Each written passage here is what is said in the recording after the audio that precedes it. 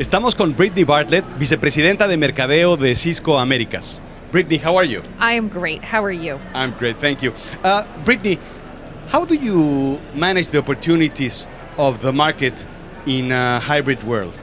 So it's really interesting. Coming out of the pandemic, I think the first thing that we need to do is realize that work is no longer a place you go, but it is a thing that you do. And so there's so much opportunity to not just enable remote work, which is what a lot of us did during the pandemic, but actually move to truly hybrid work. Because interestingly, even here in Latin America, there was a study recently of over 10,000 employees. 81% of them actually said that they prefer hybrid work.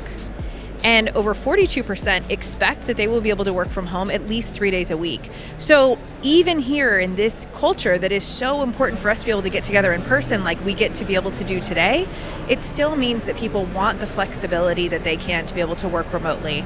And so it's important though that even as we enable that we can allow people not just to collaborate or have meetings, again, working remotely, but actually be able to fully participate and collaborate and be able to have connectivity just like as if they were in the office. And so there is so much opportunity now as companies are coming really out of the pandemic era to think about how you enable hybrid work for their employees over the long term. I think the other thing to realize is that it is a huge focus for talent, and the ability for you to attract and retain talent in the market means that you need to have this as something that is core to how your company operates. Right, so hybrid work, it's here to stay. It is here to stay. 81% of employees said it is here to stay. Exactly, we're not gonna give that away. We're not. Now, for example, in Latin America, the fast operation on digitalization in Latin America, it's working amazingly. Now, how do people manage to work together and to be working into a better business? Yeah, so I think a couple of things. First of all, and our Chuck Robbins, our CEO, actually just said this on MSNBC last week, is that the office cannot be a mandate. You cannot require people to come into the office, but it does need to be a magnet. You want people to be able to come into the office and collaborate and get work done, to come together for a purpose, to be really, really successful. And that is the thing that will help drive and move businesses forward, right? But that means that, again, you have to create experiences and you need to think differently about how it is that you are enabling those spaces.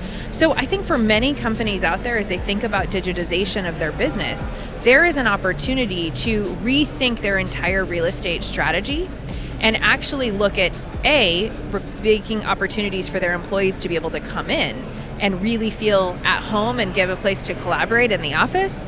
But it also means being able to do some things that are really good for our planet and also candidly for business, which is rethinking about the type of space you have in the office and making it very open and collaborative, using things like lighting over PoE or smart heating and air conditioning systems to actually make it really cost effective to be able to also maximize the investment you're making in real estate and make it worthwhile, but also, that also helps support sustainability as well, which is a key initiative for so many companies. Right, it's many things because it's managing the return of investment in the businesses, making sure they're working fine, making sure that people is working together off premises. Yep. And being humanizing exactly the workforce, right? Exactly. And that truly is the difference in hybrid work. Again, it's not just remote work. It's an opportunity to do some work remotely, yes, in a way that makes employees still productive and still can energize them, and then bring people together in the right place, but make that really beneficial for the company. That has to be good for business as well. And we truly believe that because of the ability for you to, again, attract and retain talent, to open up different talent pools that are available, but also be able to do good things for your business in terms of rethinking, again, the way that you set up your buildings, rethinking your real estate and investment strategy. Those two things will really come together, and again, you then allow people to be human and interact together, but also have the flexibility to work in a hybrid mode when they need to. Right, I love your vision because it's something additional that we usually say in business. It's a return of investment always, it's the money, it's the last dollar, but it's the happiness of the people, of the operation. It is. And it reflects on the productivity, obviously. Yeah, it absolutely does. And I also think that there's so much to remember that working in a hybrid mode is not just about collaboration. It's not just connecting on, meetings online or on video. You also have to actually have your employees to be enabled, and they need to be secure. And so one of the things that's so important for most of our customers, and as they're really thinking about this strategy, is that your network, the security that is part of that network, needs to underpin everything, including amazing collaboration technologies that you may invest in from Cisco and our partners. But it has to be underpinned by great security and a great network to be able to support that. Because otherwise, we've all been in those meetings where the remote participant had a bad connection or they couldn't get online and you don't see them on video, and then they're not really participating. And so in order to enable true hybrid work, we have to remember that almost every meeting will have one remote participant. So we have to make sure they have a good connection, that they're secure, and that they can be able to function even if they're not in the office while other people are. And that's what makes the difference for doing this long term. Right. That's the new normal. That at least one person is always going to be outside of the office or outside the premises. Right. Now, talking about remote or distributed workforces, what do you think are the challenges or the ideas or the leadership that companies should have? Yeah, so a couple of things. I think the biggest one is what we just talked about, which was that remote working is not just about collaboration. Although collaboration is very important and we have great collaboration technology, it's not enough.